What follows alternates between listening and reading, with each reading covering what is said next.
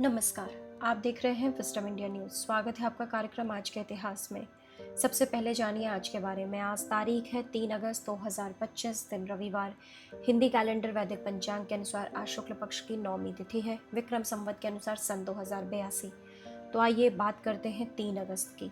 आज के इतिहास में 3 अगस्त की तारीख क्यों इम्पोर्टेंट है आपको बताते हैं। तो सबसे पहले बात करते हैं साल 1886 की। 3 अगस्त 1886 को हिंदी साहित्य के महान कवि और राष्ट्रभक्त मैथिली शरण गुप्त का जन्म उत्तर प्रदेश के चिरगांव यानी झांसी में हुआ था। वे आधुनिक हिंदी काव्य के उत्तरायकों में गिने जाते हैं और उन्हें राष्ट्र कवि की उपाधि से सम्मानित किया गया था। उनकी रचनाओं में राष्ट्र प्रेम, सांस्कृतिक चेतना और मानवीय संवेदनाओं का गहरा स्वर मिलता है। मैथिली शरण गुप्त ने अपनी कविता के माध्यम से भारतीय जनमानस को स्वाधीनता संग्राम, धार्मिक मूल्यों और भारतीय संस्कृति की गरिमा से जोड़ने का कार्य किया। उनकी प्रमुख रचनाओं में भारत भारती, साकेत, पंचवटी, जयद्रथ वध और यशोधरा शामिल हैं। वे हिंदी खड़ी बोली को साहित्यिक भाषा के रूप में स्थापित करने वाले पहले प्रमुख कवियों में से एक थे। उनकी रचनाएं न सिर्फ काव्य सौंदर्य से भरपूर थीं, बल्कि उनमें भारत के गौरवशाली अतीत और आज़ादी की तड़प भी झलकती थी। उनके योगदान को देखते हुए उन्हें स्वतंत्र भारत में राज्यसभा सदस्य भी बनाया गया था। अब बात करते हैं साल 1984 की। 3 अगस्त 1984 को प्रसिद्ध भारतीय फुटबॉल खिलाड़ी सुनील छेत्री का जन्म सिकंदराबाद, तेलंगाना में हुआ था। वे भारतीय फुटबॉल के सबसे सफल और लोकप्रिय खिलाड़ियों में से एक हैं। सुनील छेत्री ने अपने दम पर भारत को अंतर्राष्ट्रीय स्तर पर पहचान दिलाई। वे भारतीय राष्ट्रीय फुटबॉल टीम के सबसे ज़्यादा अंतर्राष्ट्रीय गोल करने वाले खिलाड़ी हैं और क्रिस्टियानो रोनाल्डो के बाद दुनिया के सबसे ज़्यादा गोल करने वाले सक्रिय खिलाड़ियों में शामिल हैं।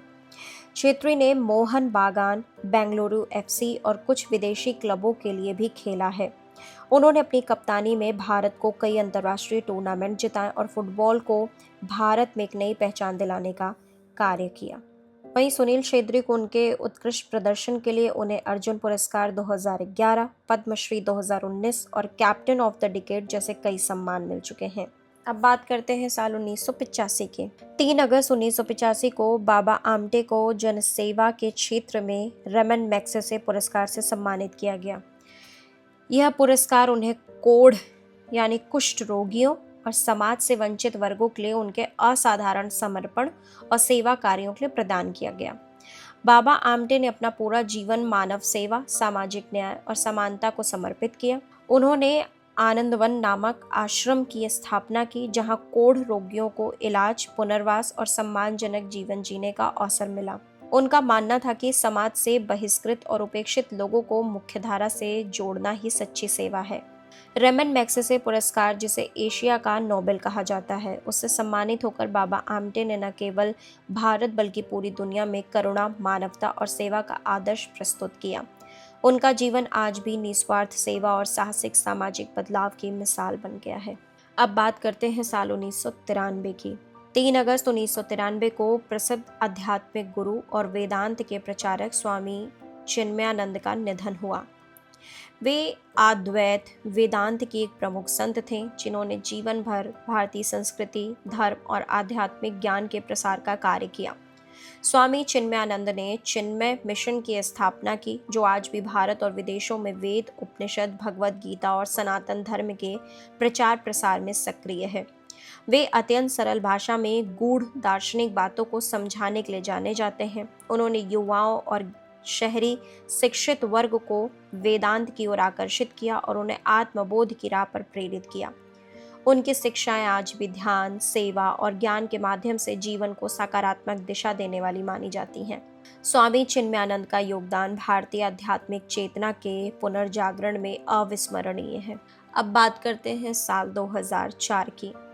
3 अगस्त 2004 को अमेरिका का अंतरिक्ष यान मैसेंजर बुध ग्रह की यात्रा के लिए रवाना हुआ।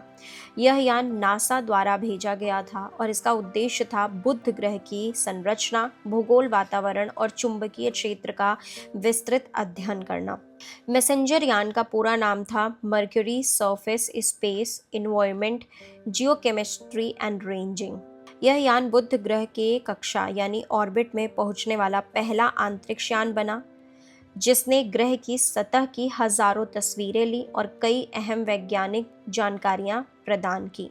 इससे पहले बुध ग्रह पर इतने व्यापक स्तर पर कोई मिशन नहीं किया गया था। मैसेंजर ने न केवल बुध के रहस्यमय वातावरण पर प्रकाश डाला, बल्कि सौर मंडल की शुरुआत और ग्रहों की उत्पत्ति को समझने में भी वैज्ञानिकों की मदद की।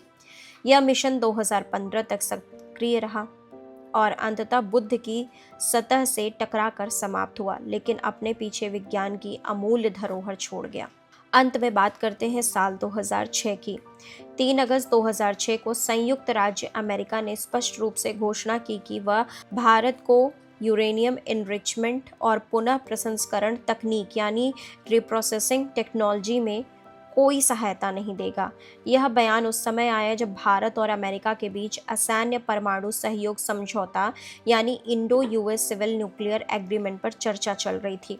हालांकि यह समझौता भारत को अंतर्राष्ट्रीय परमाणु बाजार तक पहुंच दिलाने की दिशा में एक बड़ा कदम था, लेकिन अमेरिका की यह शर्त थी कि संवेदनशील तकनीकों जैसे यूरेनियम संवर्धन और पुनः प्रसंस्करण पर कोई सहयोग नहीं किया जाएगा।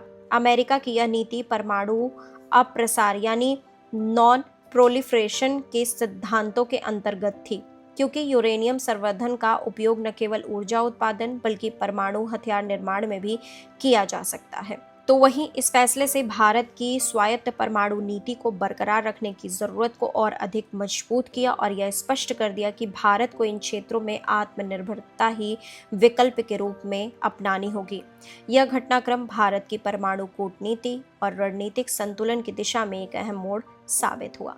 तो देश दुनिया की बाकी खबरों के लिए आप लगातार जुड़े रहिए विजडम इंडिया न्यूज चैनल के साथ। चैनल को लाइक करें, सब्सक्राइब करें, शेयर करें, कमेंट करें।